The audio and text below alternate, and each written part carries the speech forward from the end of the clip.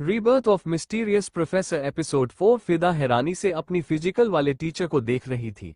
वो इतनी गलत बात उसके साथ कैसे कर सकता था। फिदा को तुरंत पता चल गया यह शायद कोई बहुत ही बड़ा पैसे वाला टीचर है, इसलिए आज तक इस कॉलेज में टिका हुआ है। नहीं तो ऐसे टीचर को तो लाठी मार मार के कॉलेज से निकाल देना चाहिए था। फिदा गुस्से से बोली, सर आप गलत कर रहे हैं मेरे साथ। उसने उसके कंधे पकड़े और कहा, मैं क्या गलत कर रहा हूं, और उसे सहलाने लगा, जिस पर फिदा को बहुत ज्यादा बेकार लगा और उसे ऐसा लगा कि वह मर जाएगी उस आदमी के छूने से। इसलिए उसने तुरंत अपने कदमों को पीछे किया। इस बार ना कि उसने उसे धक्का दिया और कहा, मेरी तबीयत ठीक नहीं लग रही है, मुझे क्लास में जाना है। आराधना इस पर उसके पास आई और बोली, हाँ मैं तुझे लेकर चलती हूँ। Excuse me sir. और उसके बाद वह उसे लेकर क्लास की तरफ चली गई। लड़कियों ने गहरी सांस ली, क्योंकि वह सारी देख रही थी कि कैसे वो फिजिकल वाला टीचर उसे गलत तरीके से बार बार छू रहा था, उसके कंधों को सहला रहा था, और उन्हें बहुत गंदा लगा था। उन्होंने सोचा कि वह भी कुछ ऐसे ही करेंगे और जल्द से जल्द इस क्लास को खत्म करके जाएंगे, और उन्हें कुछ फैसला भी लेना था इस फिजिकल टीचर को लेकर। तभी एक लड़की ने धीरे से कहा, ये बेकार टीचर बहुत समय से यहाँ पर है, बाकी एक ही लड़कियों को कोई फर्क नहीं पड़ता क्या? दूसरी लड़की बोली, शायद वह भी डरती है जैसे हम डर रहे हैं। फिदा तो बचकर चली गई यहाँ से, हम कैसे जाएंगे? तीसरी लड़की बोली, चले जाएंगे, बस जैसा ये बोल रहा है करते रहो, बस इसे अपने करीब मत आने दो। उनसे अपना सर हिलाया और फिर फिजिकल की ट्रेनिंग वापस शुरू हो गई। अब उसने नॉर्मल ट्रेनिंग शुरू कर दी थी, बिकॉज जो सबसे खूबसूरत थी वह तो यहाँ से जा चुकी थी, जिसे उसे चुना था वह जा चुकी थी यहाँ से। और वह जब जा रही थी तो वह उसकी पीठ को और साथ के साथ उसकी हिप जो चलते हुए हल्की फुल्की हिल रही थी उसे पर गहरी निगाहों से देख रहा था। वो क्लास में जाकर बैठ गई और बोली, अजीब लग रहा है बहुत ज्यादा मुझे। आराधना ने कहा, तू पार्थ सर को सब बता देना, वो पक्का कुछ ना कुछ करेंगे। फिदा ने कहा, नहीं नहीं, मेरे पास कोई सबूत नहीं है कि उन्होंने मुझे गलत तरीके से छुआ है, सिर्फ मेरा एहसास है। और क्या पार्थ सर मेरा विश्वास करेंगे? आराधना ने कहा, जरूर करेंगे। अगर वो तुमसे सच में प्यार करते हैं तो जरूर करेंगे। मानती हूँ कि तेरी उनके साथ अरेंज मैरिज हो रही है, लेकिन थोड़ा तो विश्वास अपनी बीवी के ऊपर उन्हें रखना चाहिए ना। फिदा ने कहा, मैं पर्सनल लाइफ और कॉलेज लाइफ को अपनी स्टडी लाइफ को बिल्कुल भी साथ में जोड़ना नहीं चाहती हूँ, इसीलिए मैं नहीं बताऊंगी उन्हें। अगर दोबारा उन्होंने कुछ किया तो मैं कुछ सोचूंगी उन्हें बताने के बारे में, लेकिन मैं नहीं बताऊंगी। पहले मैं तो खुद से श्योर हो जाऊं कि यह सिर्फ मेरी खुद की अंदर से गलत फीलिंग थी, कि वह सामने से सच में गलत तरीके से मुझे छू रहे थे। आराधना ने कहा, तू बेवकूफ है, सबको दिख रहा था कि वह तुझे किस तरीके से छू रहे थे। तेरी थाइस पकड़ी थी उन्होंने और उसे सहला रहा था, और तू ऐसा कह रही है कि तुझे गलतफहमी हो रही है। तू सच में ना दुनिया की सबसे ज्यादा मूर्ख लड़की है। फिदा ने कहा, मैं मूर्ख नहीं हूं समझी, और मैं ना ही समझदार हूं, मैं मानती हूं, लेकिन ऐसे ही किसी पर बिना सबूत के तो इल्जाम नहीं लगा सकते ना। मुझे लगा उन्होंने गलत तरीके से छुए, मैंने कंप्लेंट कर दी और उन्होंने जाकर यह बोल दिया कि मैंने गलत तरीके से छुआ ही नहीं, और सामने से प्रिंसिपल सर ने मुझे ये कहा प्रूफ क्या है, तो मैं प्रूफ क्या लाकर दूंगी? प्रूफ भी तो चाहिए ना। आराधना इस पर खामोश हो गई, क्योंकि प्रूफ तो सच में चाहिए था। अगर उसने कंप्लेंट कर भी थी तो भी उसी का लॉस था। वो दोनों वहीं बैठे रहे और अगली क्लास पार्थ की थी। पार्थ की तबीयत अभी भी ठीक नहीं हुई थी। वो बड़ी मुश्किल से ये क्लास लेने के लिए आया था, और उसने ये डिसाइड कर लिया था कि इस क्लास के बाद में चला जाएगा घर। पर क्योंकि उसे ऐसा लग रहा था कि उसे डॉक्टर की नीड है, उसने अपनी तबीयत जानबूझकर खराब की थी ताकि वो फिदा का अटेंशन ले सके। लेकिन यहाँ उसने अपनी तबीयत कुछ ज्यादा ही खराब कर ली थी। वह देगी भी तो कितना ही अटेंशन देगी, और उसके साथ वो घर पर तो आकर नहीं रह सकती थी कि उसकी अच्छी बीवी होने के नाते वह ये सब करे। वो क्लासरूम में आ गया और फिदा उसे देखते रह गई। इस वक्त उसको फीवर था, और फीवर में उसकी वो बॉडी हॉट और भी ज्यादा हॉट लग रही थी। वो काफी अट्रैक्टिव लग रहा था। एक लड़की जो उनके पीछे बैठी हुई थी वो अपनी साथ वाली लड़की से बोली, यार पार्थ सर कितने ज्यादा हॉट एंड अट्रैक्टिव है ना, मन तो करता है उनके होठों को भी जाकर चूम लूं। इस पर फिदा ने एक पल के लिए घूमकर उसे देखा तो वह लड़की थोड़ा सा शर्माई और बोली, सॉरी, वो क्या है ना, वो बहुत ज्यादा हैंडसम है, तुम्हें भी लगता होगा ये सब। फिदा इस पर कुछ नहीं बोली और आगे की तरफ देखने लगी, और वो पार्थ को बस देखती रह गई। थोड़ी देर बाद अचानक से सारे स्टूडेंट वहां से गायब हो गए और पार्थ फिदा की तरफ आ गया। फिदा खड़ी हो गई और बोली, क्या हुआ, स्टूडेंट कहाँ चले गए?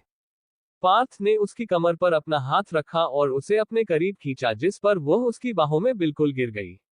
और पार्थ ने कहा, मैंने गायब कर दिया, सिर्फ हम दोनों के लिए। फिदा को समझ में नहीं आया तो वो बोली, मतलब मुझे समझ में नहीं आया। पार्थ ने उसके चेहरे को अपने एक हाथ में पकड़ा और उसके होठों की तरफ बढ़ते हुए बोला, हमारे प्राइवेट टाइम में किसी स्टूडेंट का आना गलत बात है ना, इसलिए। और उसने चुटकी बजाई। उसके बाद अचानक से दरवाजा भी बंद हो गया।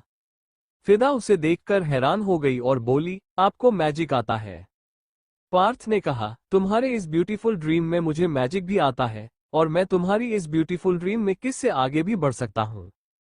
और उसके बाद उसने उसे इस डेस्क पर लेटा दिया और खुद उसके ऊपर आ गया और उसके होठों को अपने हाथों में दबाकर बंद कर दिया। और फिदा ने पार्थ के बालों में अपने हाथ फंसा लिया। वो दोनों एक दूसरे को पैशनेटली किस कर रहे थे। तभी पार्थ ने उसकी कुर्ती को उसकी बाजू से हल्का सा नीचे सरका दिया और उसके कॉलर बोन पर अपने होंठ रख और उसे किस करने लगा, जिस पर फिदा के मुंह से सिसकियां निकली, लेकिन पार्थ और भी ज्यादा फुर्ती से नीचे की तरफ आ रहा था और उसके सीने को अपने मुंह में लेकर उसे किस करने लगा। और फिदा वह बिल्कुल मदहोश हो गई और उसने पार्थ को बिल्कुल अपनी तरफ खींच लिया। तभी उसे पास की आवाज आए, कहाँ खोई हुई मिस फिदा शर्मा? वो बिल्कुल अपने सपने से बाहर आए और सामने देखने लगी तो एक डायग्राम पार्थ ने ब्लैक बोर्ड पर ड्रॉ कर दिया था। और उसने एक पल के लिए स्टूडेंट को देखा था तो उसने देखा था वो काफी मेस्मेराइजिंग वे में उसे ही देख रहे थे। फिदा खड़ी हो गई और बोली, कुछ नहीं सर। पार्थ ने कहा, इतने ध्यान से इस डायग्राम को देख रही हो, क्या मेरे साथ इस डायग्राम को प्रैक्टिस करना है? सारे स्टूडेंट बिल्कुल खामोश हो गए और हैरानी से पार्थ को देखने लगे।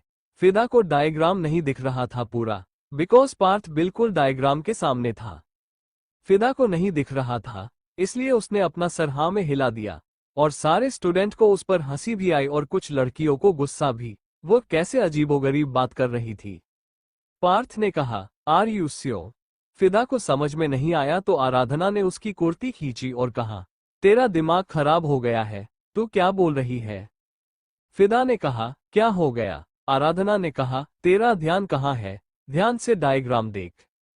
फिदा वापस ब्लैकबोर्ड की तरफ ध्यान दिया और पार्थ थोड़ा सा साइड हो गया और उसके बाद फिदा की आंखें बड़ी हो गई और गाल टमाटर की तरह लाल, क्योंकि वहां पर फीमेल और मेल का रिप्रोडक्टिव सिस्टम का डायग्राम बना हुआ था।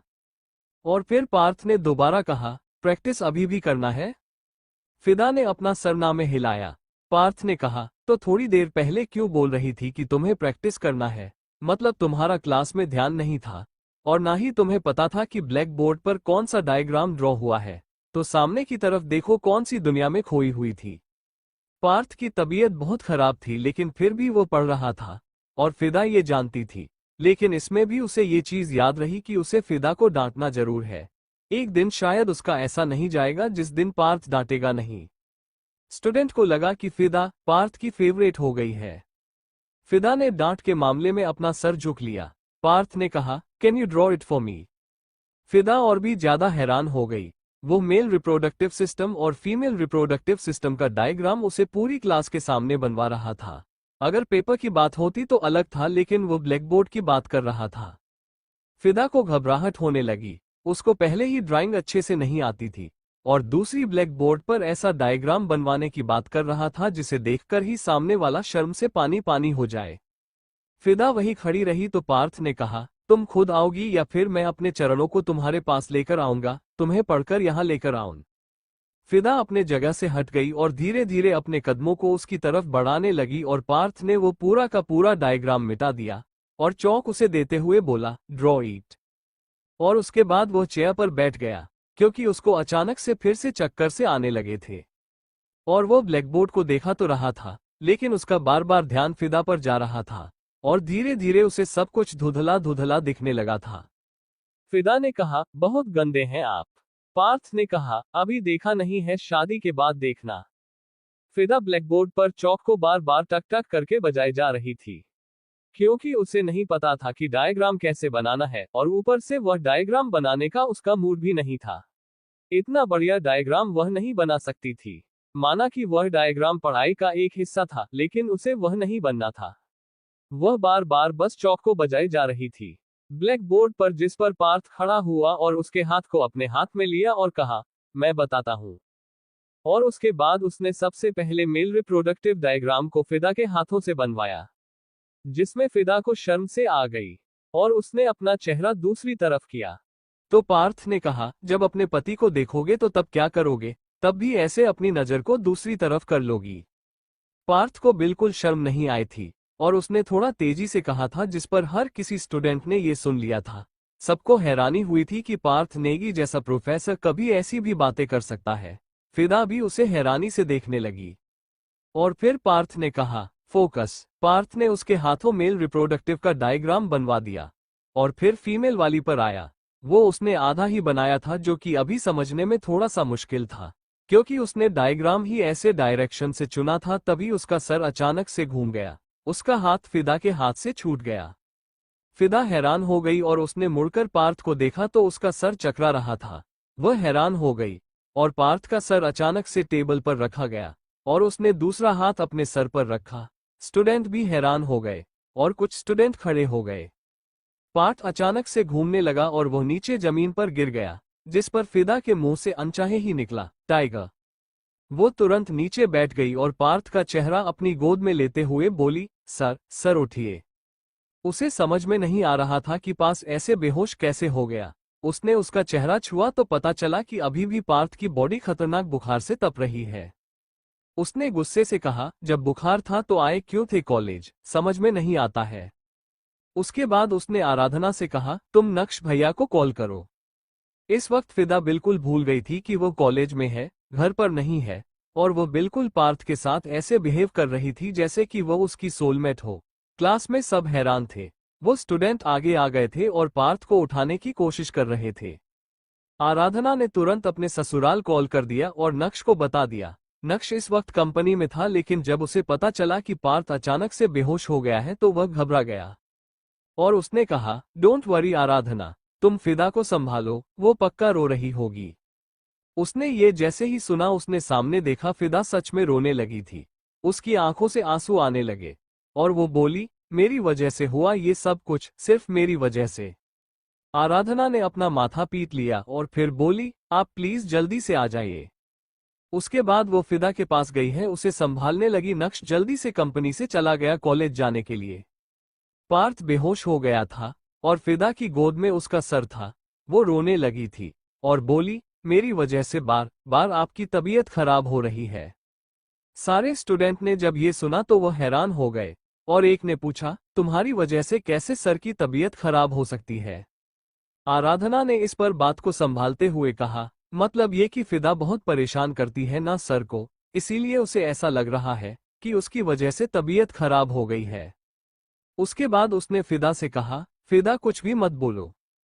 और उसके बाद उसने आंखों से उसे कहा कि शांत रहे, कहीं वह अपने और पार्थ के रिश्ते के बारे में ना बता दे सबको। फिदा की आंखों से अभी भी आंसू आ रहे थे, वो रुकने का नाम नहीं ले रहे थे। दूसरी तरफ नक्श वो कंपनी से निकल गया था और अगले आधे घंटे में वो कॉलेज में था।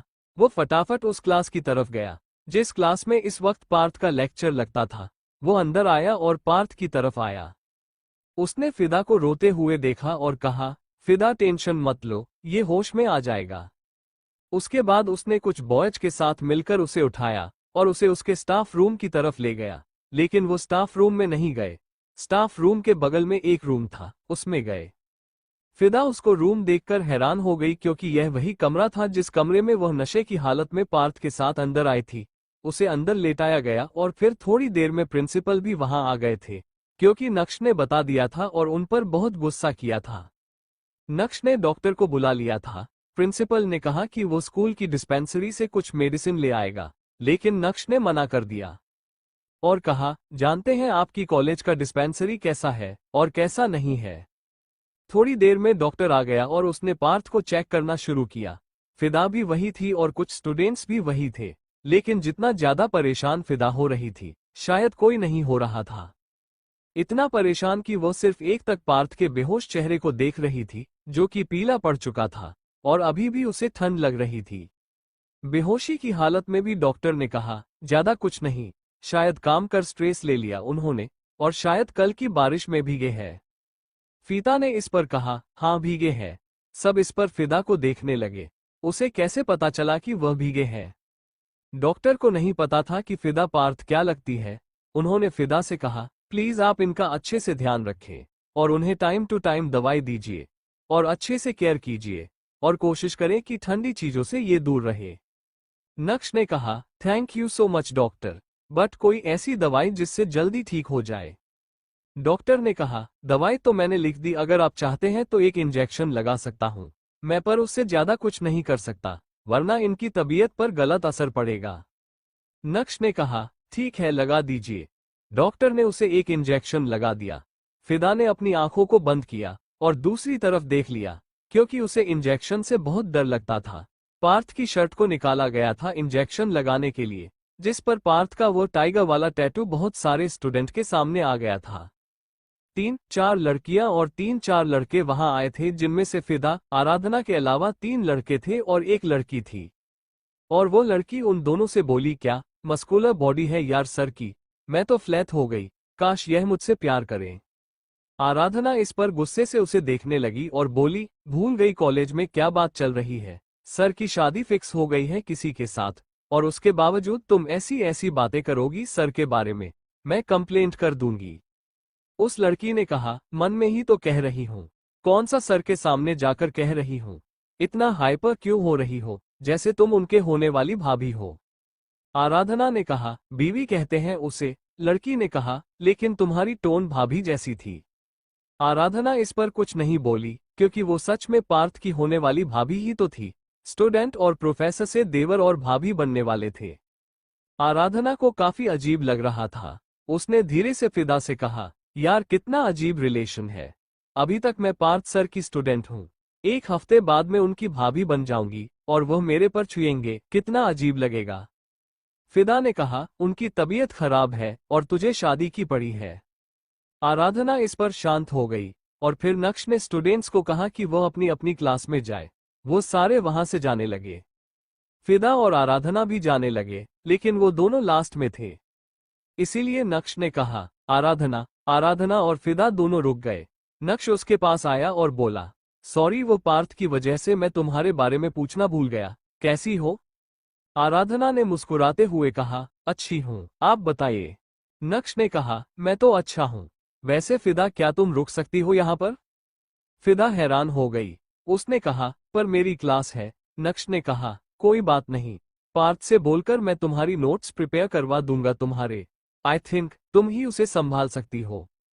फिदा इस पर पार्थ को देखने लगी, जो कि फिलहाल बेहोश था। फिदा उसके बाद नक्श को देखते हुए बोली, मैं कैसे संभाल सकती हूँ?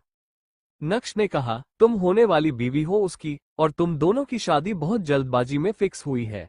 आई नो, अगर तुम उसके साथ थोड़ा टाइम स्पेंड करोगी अकेले में तो मे बी तुम दोनों का रिलेशन काफी स्ट्रांग हो जाए, पॉजिटिव हो जाए, तो तुम्हें रहना चाहिए यहाँ पर, राइट? और उसके बाद उसने आराधना को देखा।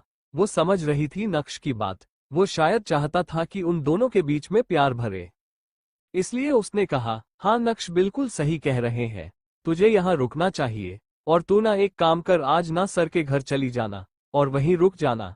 बाकी तो अपनी माँ को बोल देना कि तू अपने घर पर है। तेरी मम्मी तो वैसे भी कितनी ओपन माइंड है, उन्हें कुछ नहीं होगा। आई मीन, उन्हें कोई फर्क नहीं पड़ेगा। नक्श ने कहा, वेरी गुड, तो एक काम करते हैं, मैं एक मीटिंग करके फटाफट वापस आता हूँ। तुम तब तक यहाँ रुको, उसके बाद में तुम दोनों को अपने साथ अपने घर लेकर चला जाऊंगा। तुम अपने घर पर बात कर लो, या फिर आराधना तुम्हारे घर पर बात कर लेगी। आराधना ने कहा, मुझे इसमें कोई प्रॉब्लम नहीं है। फिदा ने कहा, लेकिन मुझे प्रॉब्लम है, मेरी मम्मी कहेगी कि शादी से पहले पति के साथ रुक कर क्या करेगी। आराधना ने कहा, तू चिंता मत कर, मैं उन्हें समझा दूंगी कि तू क्या कर रही है। मैं कह दूंगी कि पार्थ सर की तबीयत थोड़ी खराब हो गई और उन्हें फिलहाल अपनी होने वाली बीवी की जरूरत है, मतलब उनके पास रहना है। अच्छा लग रहा है अपनी बीवी के साथ, तो कुछ नहीं कहेंगे, मुझे पता है, मैं समझा दूंगी। फिदा इस पर कुछ बोलने लगी कि तभी आराधना ने उसे आंख दिखाकर चुप कर दिया, और फिर वह वहां से क्लास लेने चली गई, क्योंकि आराधना को आगे के नोट्स लेने थे, फिदा नहीं ले रही थी। लेकिन उसे क्लास लेनी पड़ी थी क्योंकि ताकि वो फिदा को आगे चलकर बता सके क्लास में क्या क्या हुआ है। नक्श ने कहा, ज्यादा वक्त नहीं लगेगा, 1 घंटा लगेगा। मैं यूं गया और यूं आया। फिदा ने अपना सर हमें हिला दिया और फिर नक्श गया और फिदा ने कमरे को अंदर से बंद कर दिया। पार्थ की शर्ट एक तरफ कुर्सी के ऊपर टांग रही थी और वो शर्टलेस लेटा हुआ था। डॉक्टर ने कहा था कि उसकी शर्ट को उतार द, उसे गर्मी लग रही है बहुत ज्यादा, तो अगर शर्ट उतार देगा तो शायद पसीना ज्यादा आएगा धूप की वजह से और बुखार भी पसीने में बह जाएगा।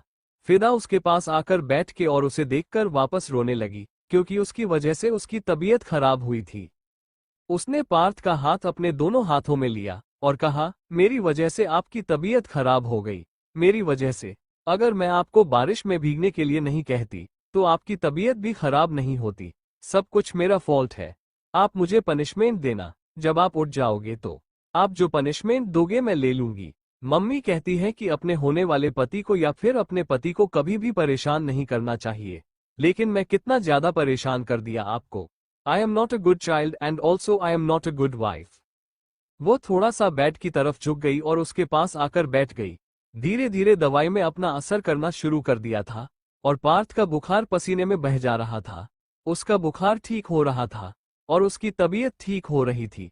फिलहाल पार्थ सुकून की नींद सो रहा था और उसके चेहरे पर जो सुकून था उसे देखकर फिदा को भी सुकून मिल रहा था। जब चेहरे से पसीना ज्यादा बहने लगा तो उसने अपना स्कार्फ निकाला और उसे उसके चेहरे को और उसके सीने को साफ किया जहां पर पसीना पसीना हो गया था। उसके बाद उसकी नजर वापस उसके टाइगर वाले टैटू पर गई। उसने उसे टच करते हुए कहा, यह बहुत अच्छा है। तभी उसे अपने सपने के बारे में याद आया। उसने टाइगर सर कहा था। उसमें खुद से कहा, मैंने टाइगर सर क्यों कहा था? क्या आप सच में पहाड़ से जंप लगाओगे? नहीं नहीं, मैं आपको पहाड़ से जंप नहीं लगाने दूंगी, बिल्कुल नहीं लगाने दूंगी। उसके बाद वह पार्थ के उसे टैटू के ऊपर झुक गई और उसे अपने होठों से छू दिया। लगभग 1 घंटे के बाद नक्श आया और फिर उन दोनों को कैसे तैसे लेकर चला गया। सबको हैरानी हुई कि फिदा को लेकर वह क्यों गया है, लेकिन किसी ने कोई सवाल नहीं उठाया और नक्श फिदा को लेकर अपने साथ चला गया। आराधना ने छाया को बता दिया था और छाया को कोई फर्क नहीं पड़ा था। वो तो चाहती ही थी कि पार्थ और फिदा के बीच में करीबी बढ़े ताकि फिदा जब घर छोड़कर जाए तो उससे ज्यादा दुख ना हो। शाम के लगभग 5 बजे के आसपास गाड़ी घर के बाहर आकर रुकी और नक्श किसी तरीके से संभाल कर पार्थ को गेट तक लाया और आगे विशाल जी ने उसकी मदद करी और फिर वो उसे लेकर उसे कमरे तक गए। फिदा ने आज पहली बार शायरी को वहां पर देखा। शायरी में उसे कहा, हाय कैसी हो फिदा? फिदा ने कहा, हम अच्छे हैं, पर आप कौन हैं? शायरी ने कहा, हम शायरी है, हमारा नाम शायरी है, हम पार्थ की जानेमन है। फिदा इस पर बिल्कुल हैरान हो गई। तभी रूबी जी ने कहा, बेटा अंदर आओ। वो अंदर की तरफ जाने लगी। शायरी ने कहा, मैं कुछ लेकर आती हूँ इसे। उसके बाद वो किचन की तरफ चली गई। पिता बस उसे देख रही थी। उसके दिमाग में एक शब्द चल रहा था, जानेमन। वो ऐसे कैसे खुद को पार्थ की जानेमन बोल सकती थी? उसके अंदर इतनी हिम्मत आई कहां से थी? उसे गुस्सा आ रहा था और वो भारत के कमरे में आ गई। आज वो दूसरी बार उसके कमरे में आई थी। पार्थ का कमरा आज उसने पहली बार देखा था। बेड के ठीक ऊपर दीवार पर पार्थ की एक फोटो थी जिसमें पार्थ हॉफ नेकर था और रोड पर चल रहा था और अपने बाइसेप्स दिख रहा था और उसका टाइगर वाला टैटू भी साफ दिख रहा था जो कि और भी ज्यादा अट्रैक्टिव लग रहा था और वो फोटो ब्लैक एंड व्हाइट में थी। तभी उसने पार्थ की आवाज सुनी, मम्मी। रूबी जी उसके पास आ गई और बोली, पार्थ तू ठीक है ना? फिदा भी तुरंत उसके पास आई और जैसे पार्थ ने फिदा को वहां देखा और फिर उसने अपने घर को देखा तो वह हैरान हो गया और बोला, मैं घर कब आया और फिदा कब घर आई? जैसे ही पार्थ को होश आया वह अपने सामने फिदा को देखकर हैरान हो गया, जो शांति से हाथ को बांधकर वहां खड़ी थी। वो खड़ा होकर बैठने की कोशिश करने लगा तो रूबी जी ने उसे सहारा दिया और वह बैठ गया। पार्थ ने पूछा, तुम घर पर, और मैं घर पर कैसे आया? रूबी जी ने कहा, तू बेहोश हो गया था। तुझे बोला था ना कि तू नहीं जाएगा कॉलेज, उसके बाद भी तो गया। तेरा दिमाग खराब है क्या पार्थ? पार्थ ने इस पर कहा, दिमाग मेरा बिल्कुल ठीक है, वो कुछ काम था कॉलेज में इसलिए गया था और आप मुझे यहाँ ले आए। अभी मुझे एक इम्पोर्टेंट अनाउंसमेंट करनी थी वहां पर। नक्श ने कहा, जो भी अनाउंसमेंट ठीक होने के बाद करना। और मैं तो कहता हूँ अब शादी के बाद करना, क्योंकि कल ही जाना है, उसके बाद सारी शादियों के फंक्शन स्टार्ट हो जाएंगे। पार्थ ने कहा, शब्दों को ठीक कीजिए, शादियों के सारे फंक्शन होता है। नक्श ने कहा, हाँ महाराज प्रोफेसर वही। तभी जूस लेकर शायरी वहां आई और उसने उसे फिदा को दिया, और फिर एक गिलास वह पार्थ के पास लेकर आई और उसे अपने हाथों से पिलाने लगी। ये देखकर फिदा को और ज्यादा गुस्सा आया और उसने गुस्से से उस कांच के गिलास को छोड़ दिया और सारा का सारा जूस नीचे गिर गया। हल्का सा कांच उसके हाथों में भी चुभ गया, जिसमें कांच गिरने की आवाज और उसके मुंह से चीख दोनों निकली, और सबने उस तरफ देखा। वह हैरान हो गया। फिदा के हाथ से ऐसे खून रिश्ता देखकर उसे ज्यादा चोट नहीं लगी थी, लेकिन कांच के कुछ टुकड़े उसके हाथ में लग गए थे। शायरी बोली, ये गिरा कैसे, और ये दिखाओ मुझे। फिदा ने कहा, सॉरी, वो गिर गया गलती से। आई एम सॉरी, प्लीज डांटना मत। और फिर वो अपनी आंखों में आंसू ले आए, जिसे देखकर पार्थ में अपने सर पर हाथ दे मारा और रूबी जी से बोला, प्लीज इसे डांटना मत वरना रो पड़ेगी यहीं पर। अपनी आंखों में आंसू की टंकी लेकर घूमती है। रूबी जी ने कहा, तेरी तरह नहीं हूं जो हर बात पर इसे डांटूंगी, समझा। उसके बाद उसने उसे सोफे पर बिठाया और नक्श से बोला कि वो फर्स्ट एड लेकर आए। उसके बाद नक्श ने दराज से फर्स्ट एड निकाली और वह रूबी जी को दे दी। रूबी जी ने वह कांच के 2-3 टुकड़े उसके हाथ से निकाले जिस पर उसे दर्द हुआ, लेकिन उसके बाद उसका दर्द कम हो गया और रूबी जी ने खून साफ किया और फिर दवाई लगाकर पट्टी कर दी और बोली, अब इसे कल खोलना, कल तक ये ठीक हो जाएगा, ज्यादा नहीं लगा है। शायरी ने पार्थ से कहा, चलो पियो इसे। पार्थ ने उसका हाथ हटाते हुए कहा, मूड नहीं है, रहने दो। शायरी ने कहा, अरे ऐसे कैसे मूड नहीं है, हम बना देंगे तुम्हारा मूड, चलो पियो इसे। उसके बाद उसने उसका चेहरा पकड़ा, उसके होंठ खोले और उसे फिर पिलाने लगी। फिदा ये सब देख रही थी और उसे गुस्सा आ रहा था, और उसने इस गुस्से में अपने हाथ को हल्का सा टाइट कर दिया, जिस पर रूबी जी को नहीं पता था, और उसने पट्टी को भी टाइट बांध दिया। लेकिन जैसे ही उसने ढीला छोड़ उसे दर्द हुआ, जिस पर रूबी जी ने कहा, टाइट हो गया क्या? फिदा ने अपना सर हमें हिलाया। रूबी जी ने पट्टी को ढीला कर दिया। शायरी ने पार्थ को जूस पिलाया और फिर उसके गाल पर किस किया और कहा, अपना अच्छे से ध्यान रखो।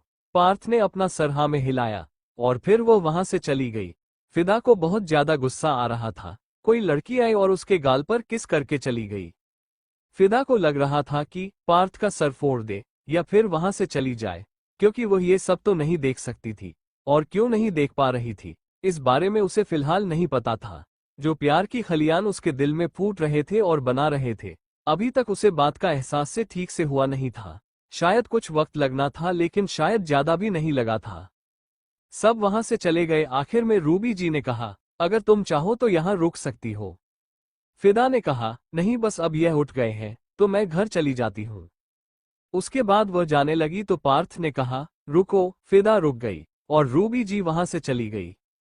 पार्थ ने कहा, गेट बंद करके मेरे पास आओ। फिदा ने गेट अंदर से बंद किया और वह उसके पास आकर खड़ी हो गई और अपने हाथ को आगे करके बांध लिया और अपना सर नीचे झुका लिया। पार्थ ने कहा, कॉलेज में नहीं हो जो इस तरीके से सावधान में खड़ी हो गई हो। मेरे घर का रूम है, खुलकर खड़ी हो जाओ। फिदा ने इस पर अपने हाथों को पीछे कर लिया और खड़ी हो गई। पार्थ ने कहा, फिर वैसे ही खड़ी हो। तो फिदा ने इस पर कहा, तो क्या बंदर की तरह खड़े हो जाए? ऐसी तो खड़े होंगे ना, और कैसे खड़े होंगे? पार्थ ने कहा, आओ मेरे पास आकर बैठो। फिदा एक तरफ बेड पर आकर बैठ गई तो पार्थ ने कहा, मैंने कहा मेरे पास आकर बैठ जाओ। फिदा ने कहा, आप ही के पास तो बैठे हैं बेड पर, कहीं दूर समुद्र में जाकर थोड़ी बैठे हैं। पार्थ ने कहा, मेरे पास मतलब मेरे करीब आकर बैठो, मेरे साइड में। फिदा इस पर खड़ी हुई और दूसरी तरफ जाकर साइड में बैठ गई, और अभी भी अच्छा खासा फासला था उन दोनों के बीच। पार्थ ने कहा, साइड में मतलब थोड़ा पास मेरे एकदम करीब आकर बैठो, बिल्कुल इधर। उसके बाद उसने बेड के एक तरफ अपना हाथ दबा दिया, जिस पर फिदा ने अपनी जूतियां निकाली और ऊपर चढ़ गई और पार्थ की तरफ खिसक गई। पार्थ ने उसकी कमर में हाथ डाला और उसे अपनी गोद में बिठा लिया खींचकर। फिदा के हाथ उसके कंधे पर आ गए और वो बोली, मैं क्या आपको कोई टेडी बेयर नजर आती हूँ? हमेशा ऐसे खींचकर अपनी गोद में बिठा लेते हो। पार्थ ने कहा, अब इतनी हल्की हो तो ऐसी बैठाऊंगा ना, और कैसे बिठाऊंगा? अब इतनी आसानी से आ जाती हो गोद में। फिदा ने कहा, अच्छा। उसके बाद वो उसके गोद से उठ गई और नीचे बैठ गई और अपना सारा का सारा वजन उस बेड पर दे दिया और अपने हाथ को बंध लिया। पार्थ ने कहा, यह क्या था? फिदाब ने कहा, अब बिठाकर दिखाओ अपनी गोद में। पार्थ ने उसकी कमर पर हाथ रखा और वापस उसे खींचकर अपनी गोद में बिठा लिया। फिदा उसे हैरानी से देखने लगी और बोली, आपके अंदर क्या सुपरमैन की पावर है? मैं अपना पूरा वजन बेड पर डालकर बैठी हुई थी, फिर भी आपने मुझे उठा लिया। पार्थ ने कहा, अब इतनी हल्की फुल्की लड़की कितना भी वजन डाल दे, उसे तो उठाकर बिठा ही लूंगा ना। तुम्हारा वजन बेड पर डालने से क्या तुम्हारे अंदर बेड का वजन आ जाएगा? नहीं ना, वजन तो तुम्हारा उतना ही रहेगा। मैथ्स पढ़ो। और उसके बाद उसके कान के पास आया और कहा, और आज का डायग्राम मेरे साथ प्रैक्टिकल करो। ये सुनकर फिदा के कान लाल हो गए क्योंकि उसने बिना कुछ सोचे समझे हाँ कर दिया था। लेकिन जब उसने उस male and female reproductive system पर ध्यान दिया था तो उसे बहुत ज्यादा शर्म आई थी और फिलहाल भी उसके कान और बिल्कुल लाल हो गए थे। पथ ने उसके गाल को अपने होठों से छुआ। इस फिदा ने अपनी आंखों को बंद किया और उसे एहसास को जीने लगी। तभी उसे याद आया कि कुछ देर पहले शायरी ने भी इसी तरीके से पार्थ को टच किया था। इसीलिए उसने तुरंत पार्थ को छोड़ा और कहा, बिल्कुल भी नहीं, मुझे आपके पास नहीं आना। उसके बाद वो खड़ी होने लगी तो पार्थ ने उसे अपनी तरफ खींचा और इसी झड़प में पार्थ उसके ऊपर आ गया और फिदा उसके नीचे आ गई। पार्थ ने उसे कहा, अब कहाँ जाओगे? फिदा ने कहा, कहीं भी जाएंगे लेकिन आपके पास नहीं आएंगे। उसके बाद उसने अपना चेहरा दूसरी तरफ कर लिया। तभी उसे अपनी गर्दन पर पार्थ की होंठ महसूस हुई, जो कि उसे कंटिन्यूअस किस कर रहा था। जिस पर फिदा ने अपनी आंखों को कसकर बंद किया और फिर उसके एहसासों में खो गई। उसने अपने हाथों को उसके गले में फंसाया और उसे हसरत भरी निगाहों से देखने लगी। और पार्थ भी उसे हसरत भरी निगाहों से देखने लगा और फिर उसके होठों पर झुक गया। रात का वक्त। आज पूरा दिन फिदा पार्थ के साथ कमरे में ही थी और नीचे रूबी जी ने खाना बना लिया था। अब बारी थी तो उन दोनों को खाने के लिए बुलाने की। रूबी जी ने कहा, मैं उसे लेकर आती हूँ और फिर उसे कमरा भी देना है। शायरी ने कहा, मैं भी चलती हूँ आपके साथ। रूबी जी चलने लगी तभी उसने कहा, सुबह से वामिका नहीं दिख रही मुझे, कहाँ है? मैं इतनी बार पूछ चुकी तुमसे। शायरी ने कहा, वो गई अपनी दोस्त के घर 3-4 दिनों के लिए, वो वही रहेगी अब। इंडिया आते ही दोस्ती याद आ गई उसे। रूबी जी ने कहा, चलो अच्छी बात है, कम से कम इतनी दूर आने के बाद भी दोस्ती तो याद है, वो भी इतनी छोटी सी बच्ची को। शायरी ने कहा, यह अच्छा है, जैसे मैं पार्थ की और नक्श जी की दोस्त हूँ, वैसे ही वह भी यहाँ के दोस्तों के साथ अपनी दोस्ती को अच्छे से निभा रही है। वहां जाकर वह भूल नहीं गई उन्हें। शायरी ने कहा, चलिए बुला लेते हैं उन दोनों को। रूबी जी ने उसके साथ सीढ़ियां चढ़ते हुए कहा, वैसे मुझे लगता नहीं है कि पार्थ आज नीचे खाना खाने आएगा, उसे कमरे में ही देना पड़ेगा शायद खाना। वो दोनों कमरे में आए तो उन्होंने देखा पार्थ एक जगह बैठकर एक किताब पढ़ रहा था और फिदा अपने नोट्स को बना रही थी। रूबी जी हैरान हो गई और वो बोली, तू पढ़ाई कर रही है बेटा? फिदा ने उनकी तरफ देखा और मुस्कुराते हुए कहा, हाँ, वो पढ़ाई करनी जरूरी है ना, वरना नंबर नहीं आएंगे और फिर प्रोफेसर को मौका मिल जाएगा बाहर निकलने का। और फिर उसने एक नजर पार्थ को देखा। रूबी जी इसका साफ साफ मतलब समझ गई थी और उन्होंने कहा, चलो खाना लग गया है, खाना खाने चलते हैं। पार्थ ने कहा, मैं नहीं जा रहा, भूख नहीं है मुझे। फिदा खड़ी हो गई जो खाना खाने के लिए जाने वाली थी और वो बोली, खाना नहीं खाओगे तो कल दोबारा बेहोश हो जाओगे, अच्छा होगा कि खाना खा लो। उसके बाद वह नीचे की तरफ चली गई। शायरी ने कहा, मैं लेकर आती हूँ उसको। फिदा जो कमरे से बाहर चली गई थी, उसने जब ये सुना तो वह रुक गई और उसके हाथ की मुठियां बंद हो गई। उसे शायरी का बार बार पार्थ के करीब जाना पसंद नहीं आया। रूबी जी बाहर आई और वो फिदा से बोली, रुक क्यों गई बेटा, चलो। फिदा ने अपना सर हमें हिलाया और रूबी जी के साथ आगे चली गई। शायरी पार्थ के ऊपर बिल्कुल चढ़ गई और बोली, चल उठ नालायक इंसान। पार्थ ने कहा, शायरी परेशान मत कर मुझे, मुझे नहीं खाना है खाना। शायरी ने पार्थ का चेहरा पढ़ा और कहा, क्या हुआ तुझे? पार्थ ने कहा, मुझे कुछ नहीं हुआ है, तू जा। शायरी ने उसका चेहरा ठीक से पकड़ा और उसका माथा और गला छूकर देखा तो बुखार तो नहीं था। वो बोली, फीवर तो तुझे नहीं है, चलो खाना खा लो। उसने शायरी को एक तरफ बेड पर धक्का दिया और उसकी तरफ हल्का सा झुककर उसके होठों पर उंगली रखते हुए बोला, शांत हो जा। ऊपर से तूने मेरी भांजी को यहां से भेज दिया है, बहुत नाराज हूं मैं तुझसे। शायरी ने पार्थ को दूर धक्का दिया और फिर अपनी एक टेढ़ी निगाहों से पार्थ को देखने लगी और बोली, वाह मास्टर जी, बड़े आए मेरी बेटी के लिए मुझे डांटना वाले।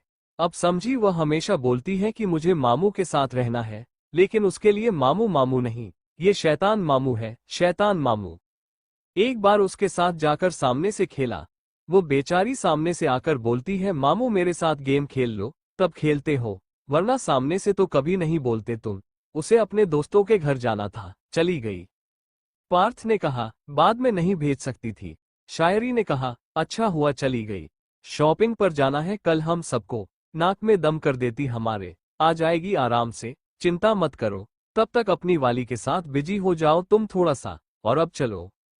उसके बाद उसने उसका हाथ पकड़ा और उसे खींचकर कमरे से बाहर लेकर आए। जब वो सीढ़ियों से नीचे उतर रही है तो फिदा ने खाना खाते हुए उन दोनों को देखा। पार्थ का हाथ कसकर शायरी ने पकड़ा हुआ था और अब तक फिदा का जेलस लेवल हाई लेवल पर पहुंच चुका था। उसने कसकर कटोरी को पकड़ा और उसे लगभग तोड़ने को हुई, तभी नक्श ने देखा और कहा, क्या हुआ तुम्हें? फिदा ने नक्श की आवाज पर कटोरी को छोड़ दिया और बोली, कुछ भी नहीं। उसके बाद वह खाने लगी शांति से। शायरी पार्थ को लेकर आई। पार्थ का मूड नहीं था, इसलिए उसने अपने हाथों से उसे खिलाना शुरू किया और पार्थ ने अपना मुंह खोलकर उसके हाथों से खाना शुरू किया। फिदा को बहुत ज्यादा गुस्सा आ रहा था। उसने अपना खाना अधूरा छोड़ दिया और कहा, भूख नहीं है।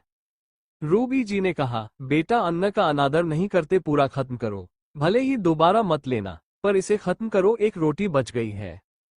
फिदा को भूख लग रही थी, बस वह तो पार्थ और शायरी को एक साथ देखकर गुस्से में आ गई थी, इसलिए उसने वह रोटी छोड़ दी थी। लेकिन उसने जल्दी से उसे रोटी को खत्म किया और पार्थ के कमरे में चली गई।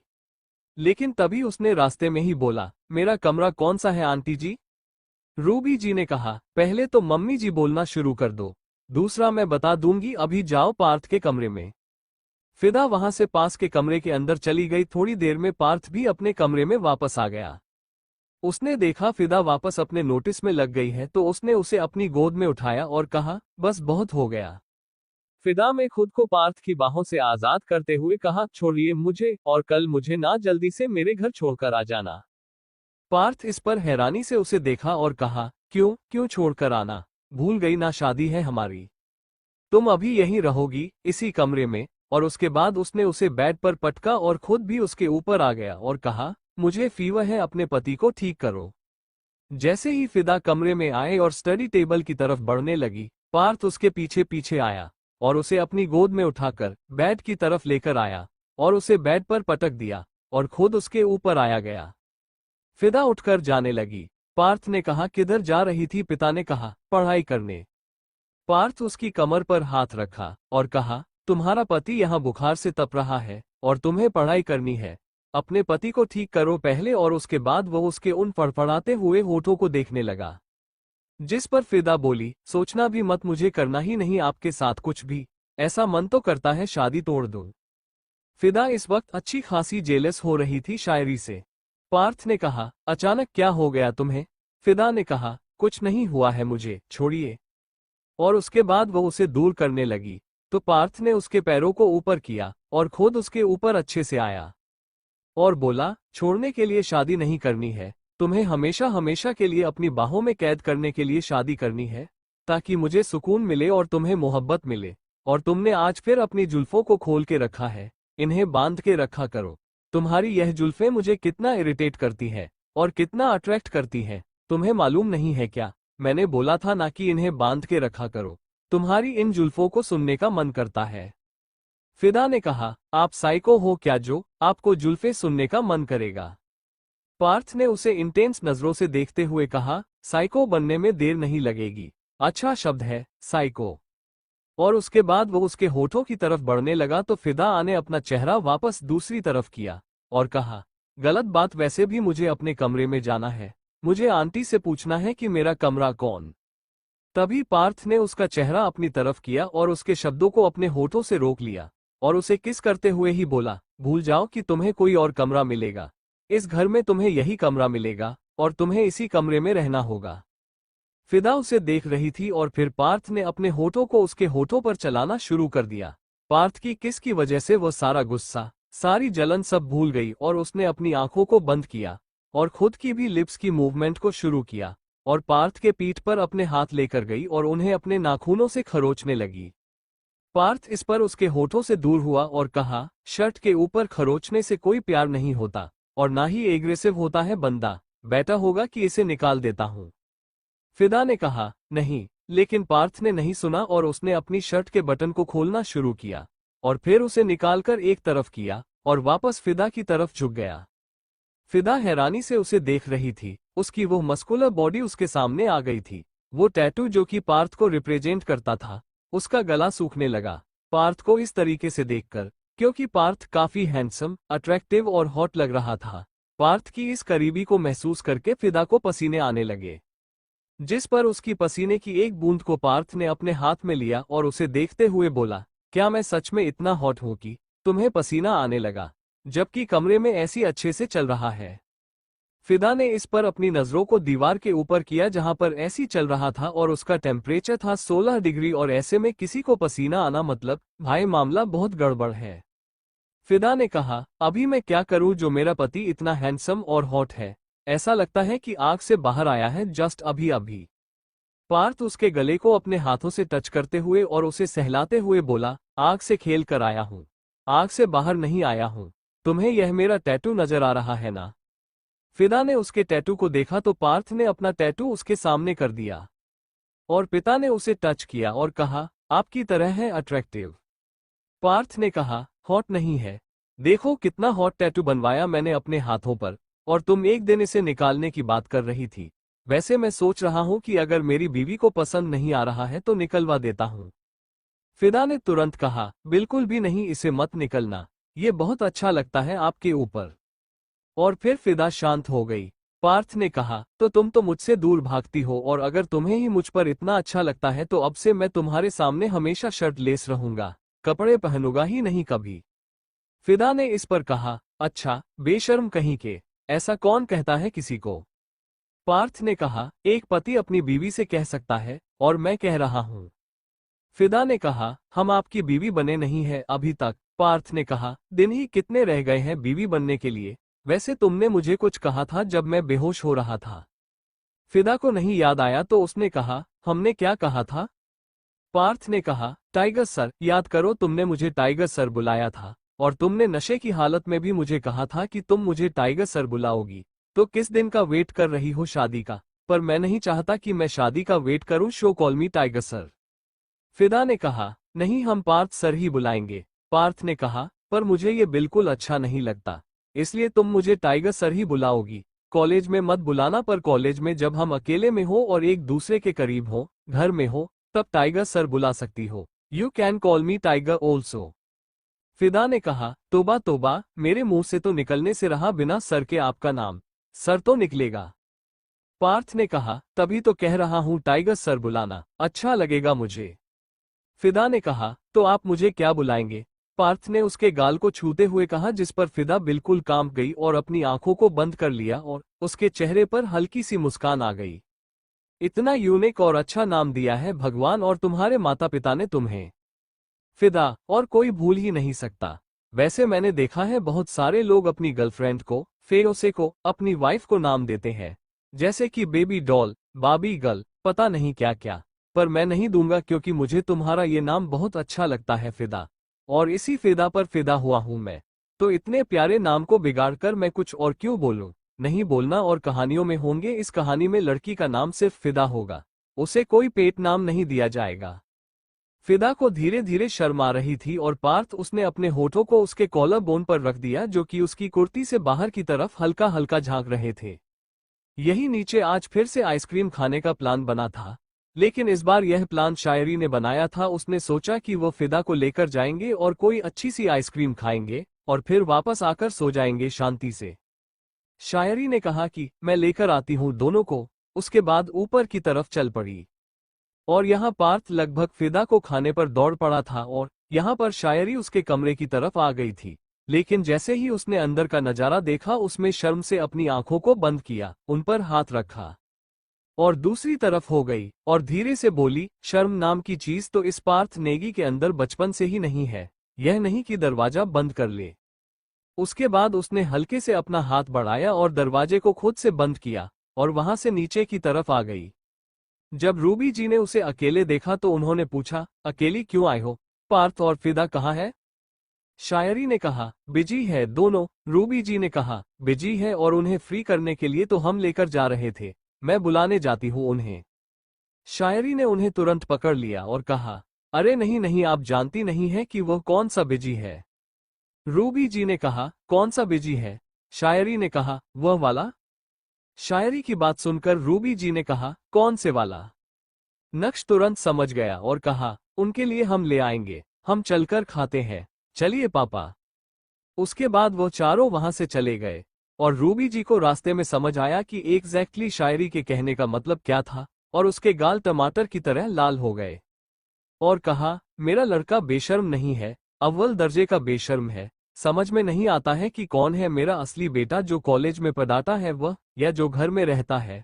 वो कॉलेज में एकदम स्ट्रिक्ट है और यहाँ बिल्कुल बेशर्म, बिल्कुल आवारा।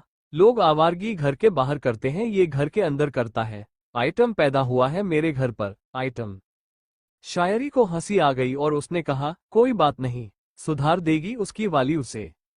रूबी जी ने कहा, कोशिश तो है कि सुधार दे, कभी पता चला शादी वाले दिन मुझे खबर दे। माँ अब दादी बनने वाली हो, उसका कोई भरोसा नहीं है। शायरी ने कहा, इतना भी आगे नहीं बढ़ेगा, मुझे पता है, और अगर बढ़ भी गया तो क्या ही हो जाएगा।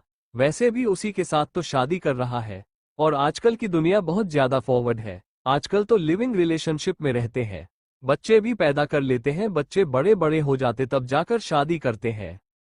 नक्श जो ड्राइव कर रहा था वो बोला, इंडिया नहीं है इतना फास्ट फॉरवर्ड, तुम्हारा दुबई होगा इतना फास्ट फॉरवर्ड। बड़ी आई हमारे इंडिया को बदनाम करने वाली। शायरी में इस पर उसकी नकल उतारी और फिर वो सारे के सारे आइसक्रीम पार्लर की तरफ चले गए। जब वो सारे आइसक्रीम खाकर घर आए तो उन्होंने फिदा और पार्थ की आइसक्रीम रेफ्रिजरेटर में रख दी ताकि वो अगले दिन खा सके, क्योंकि रात ज्यादा हो गई थी और अब तक वो दोनों शायद सो गए थे। लेकिन वो गलत सोच रहे थे। पार्थ अभी भी फिदा के साथ अपना प्यार बनाने में बिजी था। उसने फिदा को छोड़ा नहीं था, कभी उसके होठों को तो कभी उसके कॉलर बोन को किस ही कर रहा था वह, और इससे आगे वो बढ़ नहीं रहा था, क्योंकि उसे पता था कि इससे आगे बढ़ने का फिलहाल उसे हक नहीं है। उसका बुखार पूरी तरीके से जा चुका था और फिदा वो उसमें बिल्कुल मदहोश हो चुकी थी, और कब उसकी बाहों में लुक कर सो गई उसे पता भी नहीं चला। पार्थ ने उसे कसकर अपनी बाहों में पकड़ा और उसे देखते हुए कहा, आज की चांदनी बाहर लाई है, तुझे मेरी बाहों में कैद करके लाई है। यूं ही रहना हमेशा मेरी बाहों के दरमियान, तुझे खोने से डर लगता है, कभी छोड़कर ना जाना, वरना मरने पर भी डर नहीं लगता है। और उसके बाद उसने उसके माथे को चूम लिया और उसे अपने करीब खींचकर बाहों में आराम से भर लिया और वह दोनों सो गए। सुबह का वक्त फिदा हमेशा की तरह सो रही थी और पार्थ उठ गया था और तैयार हो गया था कॉलेज के लिए।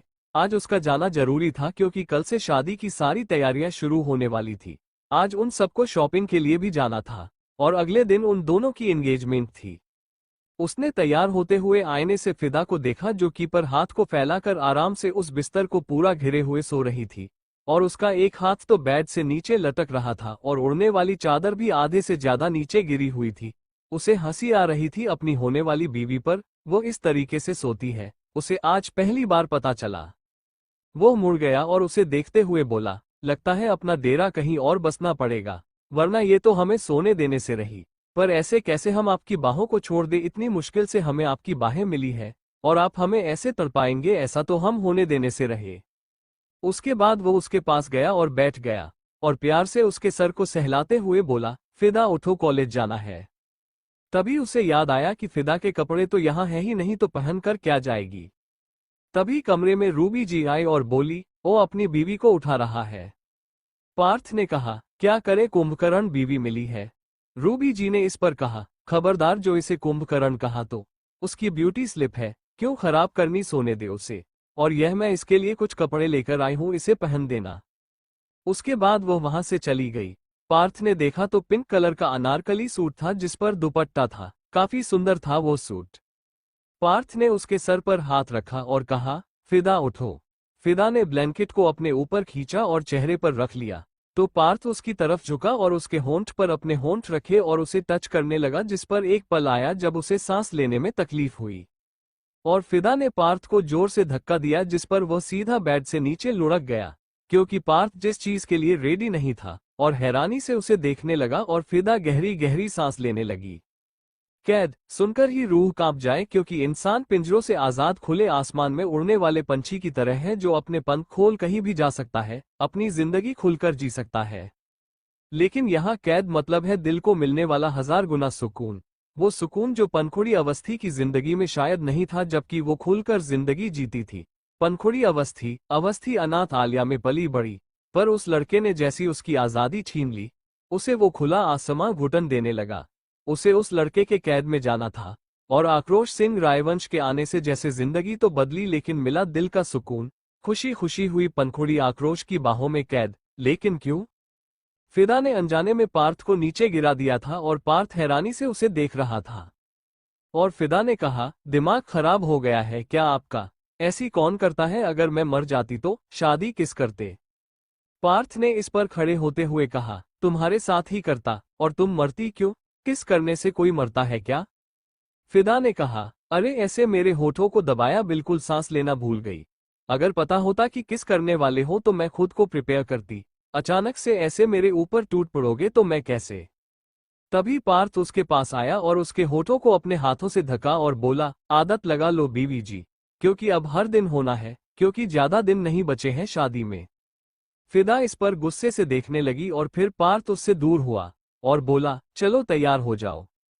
फिदा ने कहा, क्यों? पार्थ ने कहा, कॉलेज है, चलो तैयार हो जाओ। फिदा ने उबासी लेते हुए कहा, नींद आ रही है। पार्थ ने कहा, शट अप, शांति से तैयार हो जाओ मेरे साथ, फिर कॉलेज चलना। फिदा उठ गई और फिर वो पार्थ के रूम के वॉशरूम में गई। वहां से उसे एक अलग ही स्मेल आई। वो साबुन की स्मेल थी जो कि पार्थ ने यूज किया था। वो काफी हाई स्मेलिंग था और काफी अच्छा था।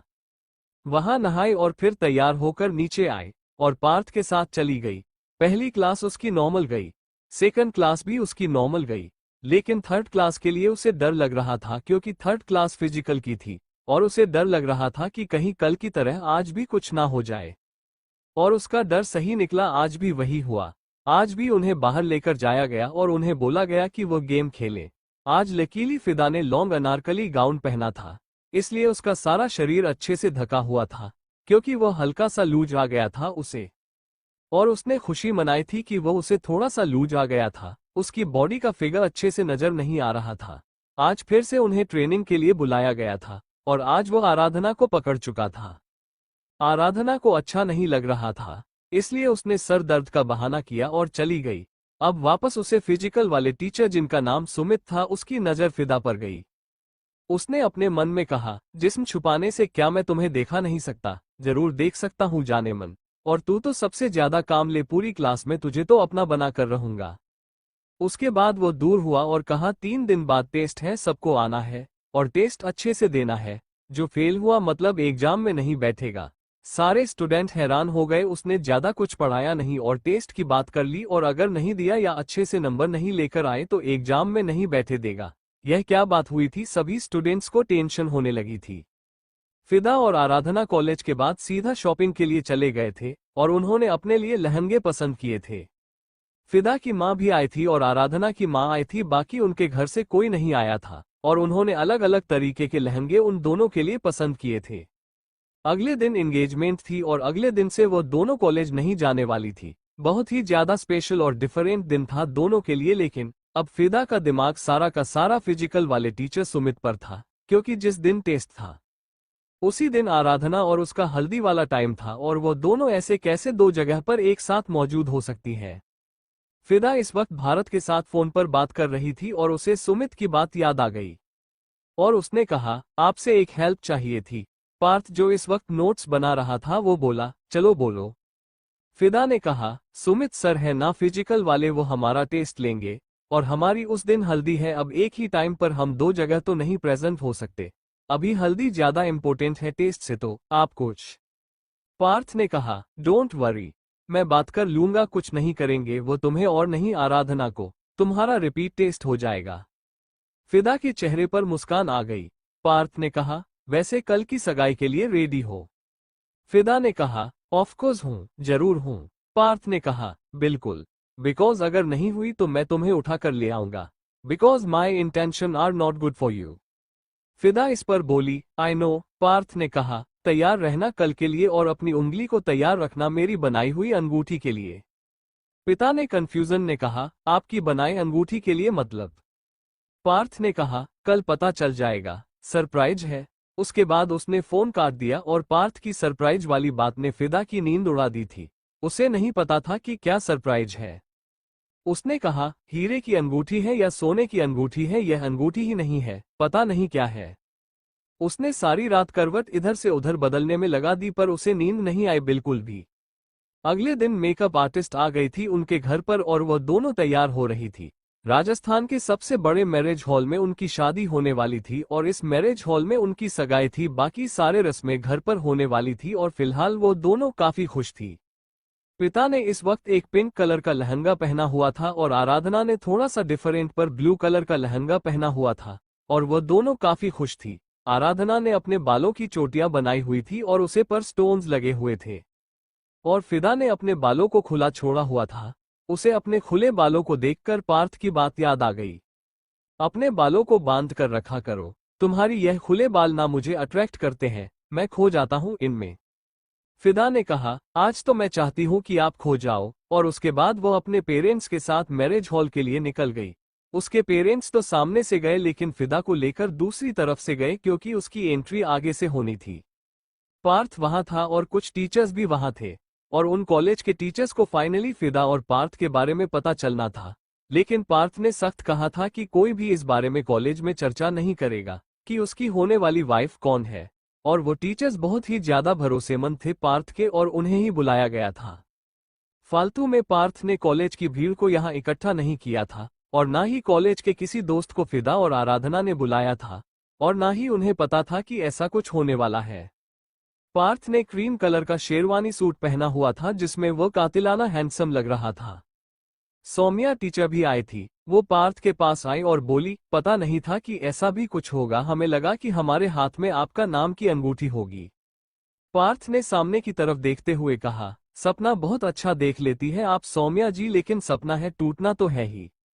तभी स्टेज पर शायरी आई और बोली, चलिए अब आपका इंतजार खत्म करते हैं और मिलवाते हैं उन दो फूल की कलियों से जो कि इन दोनों भाइयों के दिल को महकाने वाली है और उनकी जिंदगी में दस्तक देने वाली है। तो प्लीज वेलकम आराधना गहलोत और फिदा शर्मा। दोनों की रॉयल एंट्री हुई और उन दोनों की एंट्री पर नीचे की तरफ उनके पांव में धुआं धुआं कर दिया और ऊपर से ब्लू कलर के फ्लावर्स की बारिश होने लगी जो कि उन दोनों के लिए बिल्कुल नया था क्योंकि उन्होंने कभी अपनी लाइफ में ब्लू कलर के फ्लावर्स नहीं देखे थे। और एक रोमांटिक सॉन्ग बजने लगा, अंडस्को तू छाँव है सो जाऊं मैं, तो धुंध है खो जाऊं मैं, खो जाऊं मैं। इन लाइंस के बजते ही नक्श ने आराधना को देखा और बस अभी तक जो अरेंज मैरिज थी वो लव मैरिज में चेंज होने वाली थी क्योंकि आराधना को ऐसे इतने खूबसूरत लुक में देखकर वह दीवाना हो गया, वह पागल हो गया। और नक्श को आराधना से इस वक्त लव एट फर्स्ट साइट हो गया। उसे कभी प्यार नहीं करना था, वो बस अपनी जिंदगी में एक लड़की चाहता था जिसके साथ वह अपनी जिंदगी बिताना चाहता था और अपने जिंदगी के सारे दुख और सुख उसके साथ शेयर करना चाहता था। लेकिन प्यार उसे नहीं पता था कि यह कभी होगा या नहीं होगा, लेकिन हो गया और शादी से पहले ही हो गया और उनकी यह अरेंज मैरिज लव मैरिज में इस वक्त चेंज हो गई।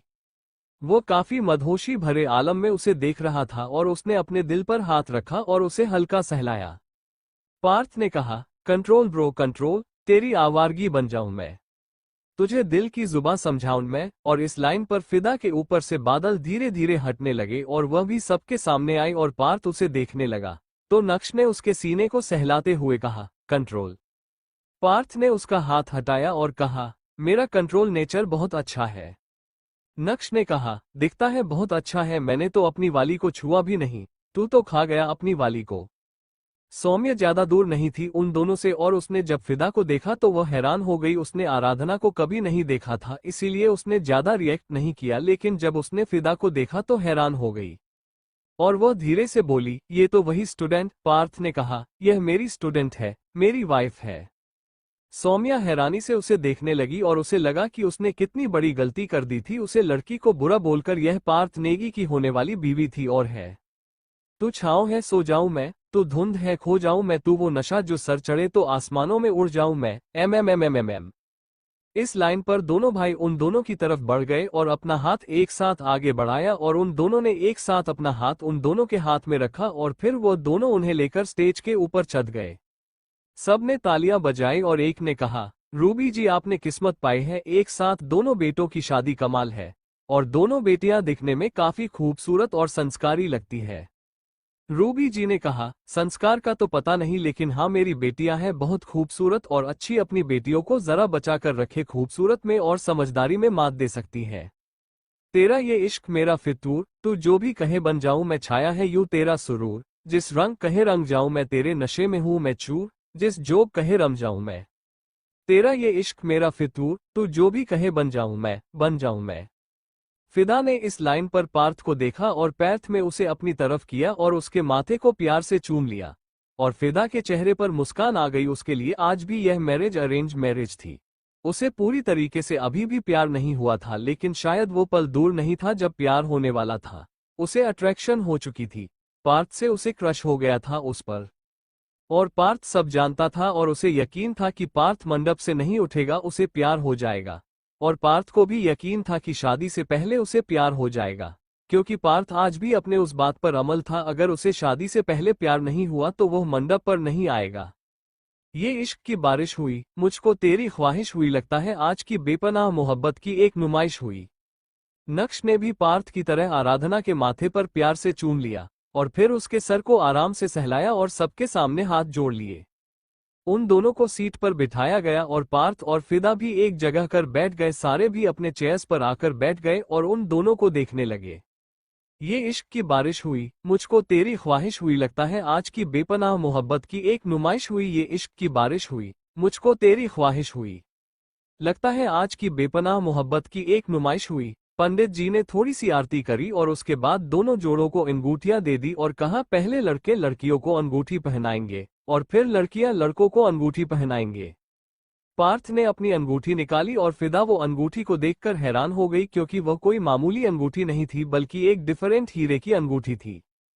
फिदा ने ध्यान से उसे अंगूठी को देख लिया था। उसके अंदर फिदा की एक तस्वीर थी जो कि ध्यान से देखने पर ही मिलती थी और ऐसी अंगूठी स्पेशल ऑर्डर पर बनवाई जाती थी और इतनी जल्दी पार्थ ने ये बनवा दिया, मतलब उसने पैसे ज्यादा दिए थे। और उसकी आंखें नम हो गई थी अंगूठी को देखकर। उसने अपने हाथों को आगे किया, उसकी उंगलियां कांप रही थी। पार्थ ने जैसे ही उसे थामा उसकी उंगली नॉर्मल हो गई और फिर पार्थ ने उसे पहना दिया। नक्श कोई स्पेशल अंगूठी नहीं लेकर आया था, लेकिन वह भी अंगूठी लेकर आया था और वही आराधना के लिए काफी थी। उसने मुस्कुराकर अपना हाथ आगे किया और नक्श ने उसके हाथ में भी अंगूठी पहना दी और सब ने तालियां बजाई और उन पर फूलों की बरसात की। और इसी तरीके से दोनों लड़कियों ने भी अपने पार्टनर के हाथों में अंगूठी पहनाई। सब खुश हो गई और सब ने तालियां बजाई। चारों ने एक दूसरे को अंगूठी पहना दी थी और वो बहुत खुश थे। सबके चेहरे पर मुस्कान नजर आ रही थी, लेकिन सौम्या के चेहरे पर मुस्कान बिल्कुल नजर नहीं आ रही थी। उसे ऐसा लग रहा था कि यह क्यों हुआ, उसे फिदा की जगह होना था, क्योंकि वो पार्थ को अपना दिल दिमाग जान सब दे चुकी थी। वो पार्थ से प्यार करती थी और कब करने लगी थी, जब से उसने ज्वाइनिंग की थी और उसने पार्थ को देखा था। उसका इंटरव्यू पार्थ ने लिया था और काफी मुस्कुराते हुए लिया था, क्योंकि सौम्या बहुत ही ज्यादा डेडिकेटेड थी अपनी प्रोफेशन को लेकर और पास को ये चीज पसंद आई थी ना कि उसे सौम्या पसंद आई थी। लेकिन सौम्या को उसकी खूबसूरती देखकर ये लगा था कि उसे सौम्या के प्रोफेशन से ज्यादा सौम्या पसंद आई थी और उसी दिन से सौम्या ने खुद को पार्थ का बना लिया था। स्टेज पर अभी भी शायरी थी और उसने कहा, एंगेजमेंट तो हो गई लेकिन ये थोड़ी फीकी फीकी सी नहीं है, मतलब आई थिंक एक और सॉन्ग हो जाए, एक एक कपल के लिए। और एक कपल के लिए तो कैसा लगेगा, बहुत अच्छा लगेगा, राइट। तो पहले हम बड़े भैया से शुरू करेंगे। नक्श अपनी वाली को लेकर आ जाए जरा। नक्श उठा और उसने अपना हाथ आगे बढ़ा दिया। आराधना ने उसके हाथ में अपना हाथ दे दिया और फिर वो स्टेज से उतरकर सेंटर में आ गए। कच्ची डोरियों डोरियों डोरियों से मैनू तो बांध ले पक्की यारियों यारियों यारियों में, होंदे ना फासले। गाना बजने लगा, दिल दिया गल्ला। और नक्श ने धीरे से आंखों के इशारे से आराधना से इजाजत ली कि क्या वो उसकी कमर पर हाथ रख सकता है। आराधना ने अपनी आंखों को नीचे किया और अपना सर हम ही मिला दिया और नक्श ने धीरे धीरे अपना हाथ आगे बढ़कर उसकी कमर पर रखा और दोनों ने डांस करना शुरू किया। दोनों ने सबसे पहले अपने राइट लेग को पीछे की तरफ किया और फिर लेफ्ट लेग को और फिर अपने एक हाथ को वर्टिकल डायरेक्शन में स्ट्रेट किया और फिर नक्श ने उसे घुमा दिया और अपनी तरफ खींच लिया, जिस पर आराधना ने उसके कंधे पर एक हाथ रखा और उसकी बाजू पर एक हाथ रखा और दोनों एक दूसरे की नजरों को देखने लगे। एह नाराजगी कागजी सारी तेरी मेरे सोहनेया सुन ले मेरी दिल दिया गल्ला करांगे नाल नाल बह के अख नाल अखनू मिला के। दिल दिया गल्ला हाय। आराधना और नक्श ने अपने पैरों को ऑपोजिट डायरेक्शन में पीछे की तरफ किया और फिर दूसरे पैर को आगे की तरफ किया, जिस पर हल्की सी आराधना पीछे की तरफ बेंड हो गई और नक्श ने अच्छे से उसकी कमर को थामा और उसे 180 डिग्री घुमाया और वापस अपने तरफ किया और उसे अपनी एक उंगली पर घुमाया। करांगे रोज रोज बह के सच्चिया मोहब्बाता निभा के सताए मैनू क्यों दिखाए मैनू क्यों एवे झूठी मुट्ठी रूस के रुसा के। दिल दिया गल्ला हाय। दोनों ने एक प्यारा सा डांस सबके लिए परफॉर्म किया और उसके बाद सब ने तालियां बजा दिया और नक्श आराम से आराधना को लेकर वापस गया। शायरी स्टेज पर वापस आई और बोली, बड़े भैया का तो हो गया, अभी छोटे का बाकी है, तो देखते हैं ये छोटे लेकिन सबसे बड़े खोटे क्या करते हैं। उसके बाद वह तालियां बजाकर पीछे की तरफ हो गई और उन दोनों के लिए एक गाना बजने लगा और वापस लाइट सारी डीम हो गई और स्पॉटलाइट बढ़ने लगी बीच में जहां पर फिदा और पार्थ खड़े थे और फिर गाना बजने लगा MS धोनी का मोस्ट ब्यूटीफुल और रोमांटिक सॉन्ग जब तक तेरी आंच में बूंद बूंद मैं जल ना लूं, जब तक तेरे साथ में चांद तक मैं चल ना लूं, हाँ मेरे पास तुम रहो जाने की बात ना करो, मेरे साथ तुम रहो जाने की बात ना करो। पार्थ और फिदा ने इस पर बहुत ही अच्छा डांस परफॉर्म करना शुरू कर दिया। पार्थ ने अपने दोनों हाथों को फिदा की कमर पर रखे और उसे ऊपर की तरफ लिफ्ट किया, जिस पर फिदा के हाथ उसके कंधे पर आ गए और वो 360 डिग्री घूम गया और वापस उसे नीचे की तरफ किया और उसके चेहरे पर हाथ रखकर उसके माथे से अपना माथा मिलाया और अच्छे से उसके साथ डांस करने लगा। और यहाँ सौम्या वहां जल भून रही थी वो दोनों का ये रोमांटिक डांस देखकर। जब तक तेरी आंच में बूंद बूंद मैं जल ना लूं, जब तक तेरे साथ में चांद तक मैं चल ना लूं, हाँ मेरे पास तुम रहो जाने की बात ना करो, मेरे साथ तुम रहो जाने की बात ना करो। दोनों ने दूसरी तरफ ऑपोजिट डायरेक्शन में अपना चेहरा किया और दूसरी तरफ जाने लगे और फिर दोनों ने एक दूसरे की कलाई को थामा और फिर एक दूसरे को वापस देखा और पार्थ ने फिदा को अपनी तरफ खींचा, जिस पर वो बिल्कुल उसकी बाहों में समेट गई और पार्थ ने उसे नीचे की तरफ गिराया और फिर तुरंत अपनी तरफ किया, जिस पर अनचाहे ही उन दोनों के होंठ आपस में टकरा गए। और ये देखकर सौम्या ने अपने हाथ में लिया हुआ जूस गुस्से से टेबल पर रख दिया। तुझ पे सजे खूबसूरत लगे, ऐसा क्या दूं तुझे, ऐसा क्या दूं तुझे, हाथों की ये लकीरें सभी पहना दूं तुझे, पहना दूं तुझे। पार्थ ने उसे ऊपर की तरफ उठाया और उसकी कमर पर हाथ रखा और उसे नीचे की तरफ घुमाया और फिदा ने अपने हाथों को फैला लिया किसी पंछी की तरह और उसके बाद वह अपने आप को थोड़ा सा घूमकर वापस पार्थ के चेहरे के पास आई और उसके माथे को प्यार से चूम लिया। जब तक मेरी आंखें तेरा चेहरा पी ना ले, जब तक तेरी धुन में हम मर ना ले, जी ना ले, हाँ मेरे पास तुम रहो जाने की बात ना करो, मेरे साथ तुम रहो जाने की बात ना करो। आखिर में दोनों डांस करते हुए एक दूसरे के चेहरे के करीब आए और दोनों ने एक दूसरे के चेहरे को पकड़ लिया, जो देखकर हर कोई डिमांड करने लगा किस किस किस और साथ के साथ ताली बजाने लगे। पार्थ ने धीरे से कहा, कर दूं क्या? फिदा ने कहा, मम्मी पापा यही है। पार्थ ने कहा, तो तुम तो मेरी हो। फिदा ने कहा, अजीब लग रहा है। पार्थ ने कहा, जब करूंगा तो नहीं लगेगा। बहुत धीरे से बात हो रही थी उन दोनों के बीच में, इसलिए कोई नहीं सुन रहा था। तभी फिदा की मां ने कहा, क्या हुआ बेटा, क्या सोच रही है, मना कर रही है क्या? फिदा ने अपनी मां को देखा और हाँ मैं अपना सर हिलाया, तो उसने गहरी सांस ली और कहा, पार्थ कर दो। फिदा की आंखें बड़ी हो गई, वह हैरानी से अपनी मां को देखने लगी। तभी पार्थ ने उसका चेहरा अपनी तरफ किया और फिर उसकी चेहरे की तरफ झुकने लगा और उसके होठों को अपने होठों में लेकर बंद कर दिया और उसे सबके सामने किस किया।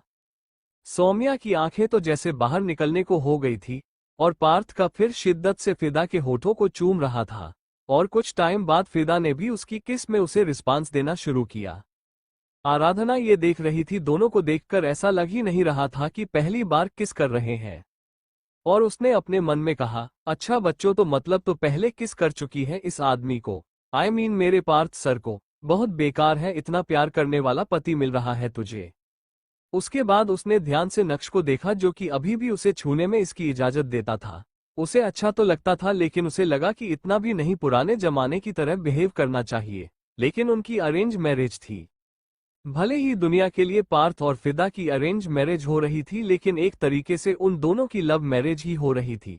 लेकिन आराधना और नक्श के केस में उनकी अरेंज मैरिज ही हो रही थी और ऐसे में नक्श का आराधना से हर चीज के लिए इजाजत लेना लाजमी था और आराधना ने इस पर ज्यादा कुछ नहीं कहा।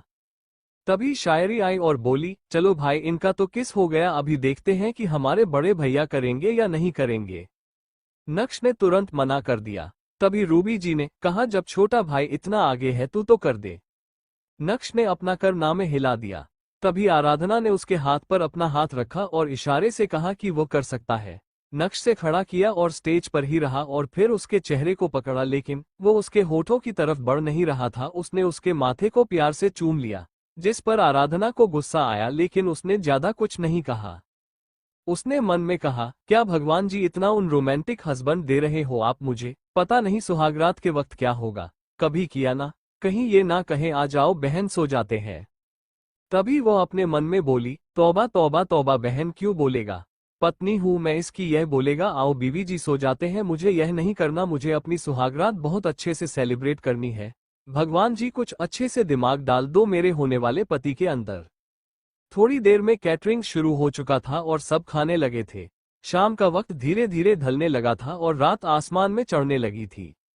और तभी एक वेटर फिदा के पास आया और उसने एक ड्रिंक उठा ली। तभी पार्थ ने देखा और अपने सर पर हाथ रखते हुए बोला, ओह गॉड, फिर से कहीं यह तमाशा ना कर दे। इसलिए वो उसकी तरफ बढ़ गया था लेकिन फिदा ने उसे पी लिया और उसके कदम वहीं रुक गए क्योंकि फिदा पूरी ड्रिंक पी चुकी थी। पार्थ ने कहा, ये फिर तमाशा करेगी उसे दिन की तरह, इसीलिए उसने अपने कदम वापस फिदा की तरफ बढ़ा दी और उसे पकड़ते हुए बोला, फिदा मेरे साथ चलो। फिदा ने पूछा, कहाँ? पार्थ ने कहा, चलो तो। उसके बाद वो से लेकर दूसरी तरफ जाने लगा और उसने नक्श को बता दिया कि फिदा ने ड्रिंक कर लिया है तो वह संभालने के लिए जा रहा है। अगर कोई पूछे तो बता देना कि पार्थ फिदा को अपने साथ कहीं लेकर गया है, शायद रात भर वो उसे अपने पास ही रखेगा। नक्श ने कहा कि वो संभाल लेगा। उस मैरिज हॉल के ठीक ऊपर एक बड़ा सा होटल था जो कि काफी लग्जरियस था और इसी में पार्थ ने अर्जेंटली एक रूम बुक कर लिया। बाकी ऐसा कोई था नहीं कि वो रूम बुक करके मजे करेगी, लेकिन पार्थ जानता था ना वो उसे उसके घर भेज सकता है, नहीं खुद के घर लेकर जा सकता है क्योंकि तमाशा कोई नहीं देखेगा। और अगर रूबी जी ने देख लिया कि फिदा ने ड्रिंक किया है तो वह पक्का शादी तोड़ देंगे क्योंकि उन्हें ड्रिंक करने वालों से नफरत थी और इसीलिए उनके दोनों बेटे भी कभी ड्रिंक नहीं करते थे। पार्थ फिदा को लेकर कमरे में आया और दरवाजा अंदर से बंद किया और फिदा को नशा चढ़ चुका था। पार्थ दरवाजा बंद कर रहा था तभी उसे ऐसा लगा कि किसी ने उसे पकड़ा है। फिदा ने पकड़ा हुआ था उसे पीछे से। उसने कहा, आप कहाँ जा रहे हो? पार्थ ने कहा, कहीं नहीं जाना, चलो सो जाओ। फिदा उसके सामने आई और उसका चेहरा पकड़ते हुए बोले, आज हमारी शादी है। पार्थ ने कहा, किसने कहा? फिदा ने कहा, ये देखो मैंने लहंगा पहना हुआ है, आपको दिख नहीं रहा, देखो। उसके बाद वो गोल गोल घूमकर उसे दिखाने लगी और खुश होते हुए ताली बजाने लगी और पूरी हाय में कितनी खूबसूरत लग रही थी और मैं कितना ज्यादा ग्लो कर रही हूँ, मतलब हमारी शादी हो गई, अब हमारी सुहागरात है। उसके बाद वो पार्थ को देखने लगी और पार्थ का गला सूखने लगा क्योंकि वो जिस तरीके से घूम रही थी वो काफी खूबसूरत लग रही थी और पार्थ को अट्रैक्ट कर रही थी। वो आईने के पास आई और खुद के बालों को खुद के चेहरे को हटाते हुए बोली, मैं सच में ज्यादा ग्लो कर रही हूँ, मतलब मेरी शादी हो गई। पार्थ ने कहा, ऐसा तुमसे किसने कहा कि शादी के बाद ग्लो आ जाता है? फिदा ने कहा, अरे कहते हैं कि शादी के बाद लड़कियां ग्लो करती है अपने पति के साथ रहने के बाद, मतलब मैं भी करूंगी और मैं कर रही हूँ। मुझे और करना है, मुझे और ब्यूटीफुल बनना और मुझे आराधना ने कहा था जब वाइफ और हस्बैंड पूरी तरीके से एक हो जाते हैं ना तब लड़कियों और भी ज्यादा ग्लो करती है, बहुत ज्यादा सुंदर हो जाती है। मुझे और भी ज्यादा सुंदर बनना है, चलो एक होते हैं। उसके बाद वो पार्थ की तरफ बढ़ने लगी। पार्थ अपने कदम पीछे की तरफ लेने शुरू कर दिया, वह ऐसा कुछ नहीं करना चाहता था उसके साथ। फिदा उसकी तरफ बढ़ते हुए बोली, पीछे कहाँ जा रहे हो? हमारी शादी हो गई, अब तो हमारे पास आ जाओ। पार्थ ने कहा, शट अप, जाकर लेट जाओ, मैं तुम्हें यहाँ इसलिए नहीं लेकर आया तुमको। वो तो शुक्र था कि दोनों खाना खा चुके थे और उनको घर ही जाना था सोने के लिए, लेकिन शायद वो यहाँ एक साथ रहने वाले थे। फिदा ने कहा, मेरे पास आओ। पार्थ ने कहा, बिल्कुल भी नहीं, चलो सो जाओ। उसके बाद उसके पास आया और उसे बेड की तरफ लेकर जाने लगा तो फिदा खुश होते हुए बोली, हमारी सुहागरात है ना। उसके बाद उसने पार्थ को खींचा और बेड की तरफ धक्का दिया और खुद उसके ऊपर आई और बोली, हमारी सुहागरात कैसे होगी। मैंने फिल्मों में देखा है कि कपड़े निकालते हैं और फिर सो जाते हैं एक दूसरे की बाहों में, बस इतना सा। पार्थ ने कहा, सिर्फ इतना सा नहीं होता है, बहुत कुछ होता है। अब फिल्मों में थोड़ी दिखाएंगे। फिदा ने कहा, तो फिर क्या होता है। आई वॉन्ट प्रैक्टिकल, जैसे आपने उसे दिन कहा था। पार्थ को खुद की बात पर गुस्सा आ रहा था कि उसने ऐसा क्यों कहा था। फिदा मुस्कुराकर उसे देख रही थी और फिर एकदम से खड़ी हो गई और बोली, मुझे नाचने का मन कर रहा है, हम डांस करें बिल्कुल वैसे ही जैसे। उसके बाद वो अपने माथे पर हाथ रखकर सोने लगी और बोली, हाँ जैसा हाउसफुल में हुआ था। और उसके बाद उल्टे सीधे लिरिक्स गाने लगी। Thank you for listening. मुझे उम्मीद है आपको ये स्टोरी पसंद आई होगी। अगर आपको पसंद आई है तो प्लीज़ लाइक और कमेंट करना ना भूलें और मोर स्टोरीज के लिए सब्सक्राइब करें। मिलते हैं नेक्स्ट वीडियो में।